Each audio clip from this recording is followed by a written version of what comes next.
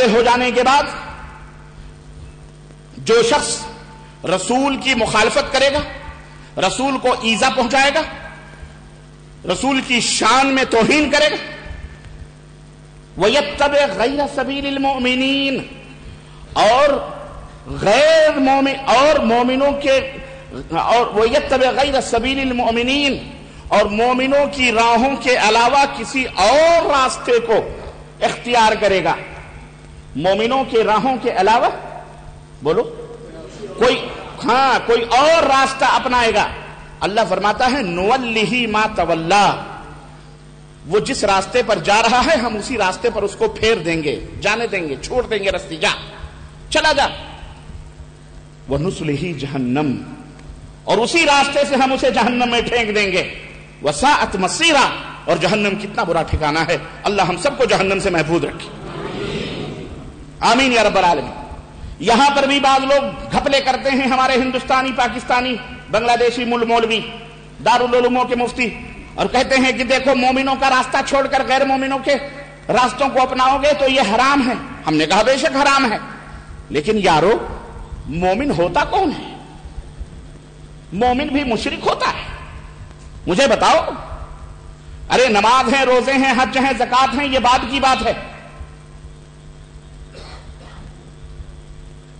مومن ہے کون؟ ہم نے تم نے جس کو مومن کہہ دیا وہ مومن ہے.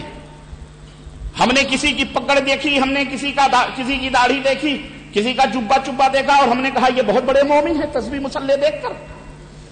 ایسے تو ہم نے بہت سارے بہروپیے دیکھے، بہت سارے ڈھونگی دیکھے. اگر یہی ایمان کی علامت اور ایمان کا تقوی اور پرہیزگاری کی علامت ہوتی تو پھر آج مسلمانوں میں سرفٹ اول نہ ہوتی، جیسے یہود و نصارہ میں سرفٹ اول ہو رہی تھی. وقالت اليهود ليست النصارى على شيء وقالت النصارى ليست اليهود على شيء وهم يتلون الكتاب. اللہ فرماتا ہے یہودی کہتے ہیں نصرانی گمراہ ہیں، کرسچن گمراہ ہیں، وہ باطل پر ہیں، اور نصرانی کہتے ہیں یہودی باطل پر ہیں، وہ گمراہ ہیں، حالانکہ یہ دونوں کتاب پڑھتے ہیں. آج سیم یہی معاملہ ہے. مسلمانوں کی فرقہ بندی کا یہی سیم نقشہ ہے جو یہود و نصارہ کا تھا. آج ہمارے یہاں بھی ایک جماعت دوسرے جماعت کو غلط کہتی ہے. وہ کہتے ہیں وہ کافر ہیں، وہ کہتے ہیں وہ کافر ہیں، حالانکہ دونوں قرآن پڑھتے ہیں. حالانکہ دونوں قرآن پڑھتے ہیں. اور میں کہتا ہوں یہ دونوں ناحق ہیں، یہ دونوں باطل پرست ہیں. یہ جیسے یہودی جھوٹے، نصرانی جھوٹے، ایسے موجودہ دور میں جو ایک دوسرے کو کافر کہتے ہیں، یہ دونوں جھوٹے ہیں، یہ دونوں جھوٹے ہیں. سچے کون ہیں؟ اللہ نے فرمایا سچا وہ ہے جو ملت ابراہیمی کو پکڑے ہوئے ہے، ابراہیم علیہ السلام کے دین پر ہے. ما کان ابراہیم یہودیوں ولا نصرانیہ، ما کان ابراہیم یہودیوں ولا نصرانیا. ابراہیم نہ تو یہودی تھے نہ نصرانی تھے. تو تم ابراہیم کے معاملے میں جھگڑ رہے ہو کہ ابراہیم ہمارے ہیں، وہ کہہ رہا ہے ابراہیم ہمارے ہیں. اللہ فرماتا ہے ابراہیم نہ تو یہودی تھے اور نہ ہی نصرانی تھے، بلکہ وہ تو سچے پکے مسلمان تھے. آج بین ہی یہی نقشہ ہے. وہ کہہ رہا ہے رسول اللہ صلی اللہ علیہ وسلم ہمارے ہیں، وہ کہہ رہا ہے رسول اللہ صلی اللہ علیہ وسلم ہمارے ہیں. میں کہتا ہوں اللہ کے رسول صلی اللہ علیہ وسلم نہ تمہارے ہیں نہ ان کے ہیں، بلکہ رسول اللہ صلی اللہ علیہ وسلم مومن ہیں، مشرک نہیں ہیں. رسول اللہ صلی اللہ علیہ وسلم نبی ہیں. رسول صلی اللہ علیہ وسلم نے شرک کی دعوت نہ دی، رسول صلی اللہ علیہ وسلم نے بدعت کی دعوت نہ دی، رسول صلی اللہ علیہ وسلم نے قبر پرستی کی دعوت نہ دی، رسول صلی اللہ علیہ وسلم نے مراقبے اور مکاشفے کی دعوت نہ دی، رسول صلی اللہ علیہ وسلم نے درگاہوں، مزاروں، چبوتروں، شدوں، علموں کو پوجنے کی دعوت نہ دی، رسول اللہ صلی اللہ علیہ وسلم نے اپنے علاوہ کسی اور کے پیچھے چلنے کی دعوت نہ دی. بلکہ ہم نے خود نبی کی سیرت طیبہ کا، احادیث صحیحہ کا جب مطالعہ کیا تو ہم نے دیکھا کہ ایک دفعہ حضرت عمر فاروق اعظم کے ہاتھ میں کہیں تورات مل گئی. وہ تورات جو حضرت موسیٰ علیہ السلام کے اوپر نازل ہوئی، وہ تورات کے کچھ نسخے ملے. مسجد نبوی کے ایک گوشے میں آ کر کے بیٹھ کر کے پڑھنے لگے.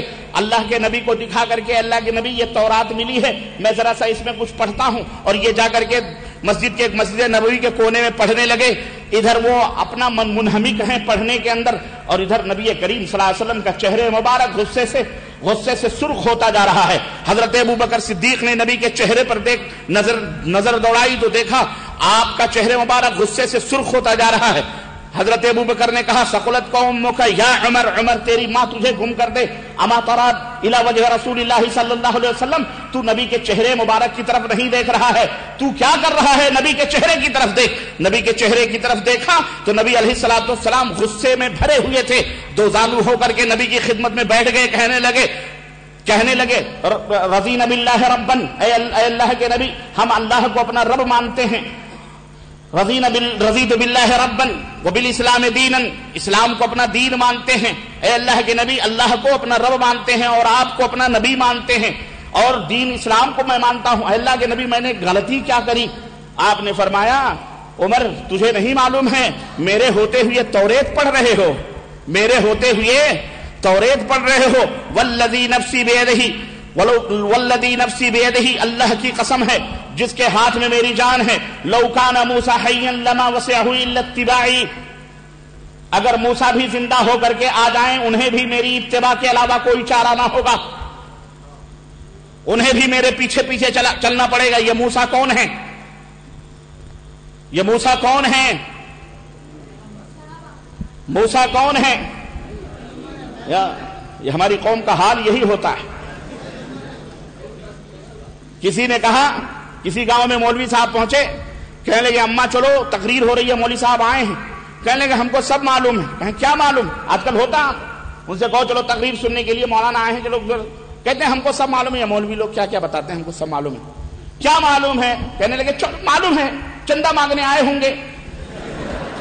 بولے نہیں، دین کی باتیں بتلانے کے لیے آئے ہیں۔ کہنے وہ ہمیں دین کی بھی باتیں معلوم ہیں۔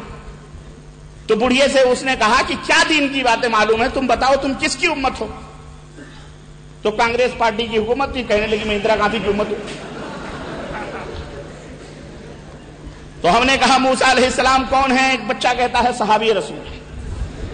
علم کی بات ہے۔ بہرحال میرے عزیز، میرے بچے، حضرت موسیٰ علیہ السلام وہ جلیل القدر نبی ہیں، رسول ہیں، اولو العزم نبی ہیں، جنہوں نے اللہ عز و جل سے کلام فرمایا، گفتگو، وکلم اللہ موسیٰ تکلیما، خصوصیت کے ساتھ اللہ نے ان سے تذکرہ فرمایا کہ موسیٰ نے مجھ سے گفتگو کری، موسیٰ نے مجھ سے بات چیت کی۔ موسیٰ وہ جلیل القدر رسول ہیں، نبی ہیں، اگر وہ زندہ ہو کر کے آ جائیں اور ان کا قانون نہ چلے، ان کی کتاب میں لکھی ہوئی شریعت نہ چلے، ان کا دین نہ چلے، ان کا مذہب نہ چلے، ان کی بات نہ چلے، جو معصوم ہیں، جنتی ہیں، اولو العزم نبی ہیں، جن کا مقام اور مرتبہ بلند ہے، تو بتاؤ نبی کے زمانے میں نبی کا دین نہ چلے تو نبی کی رسالت کے زمانے میں کسی امتی کا بنایا ہوا دین چل سکتا؟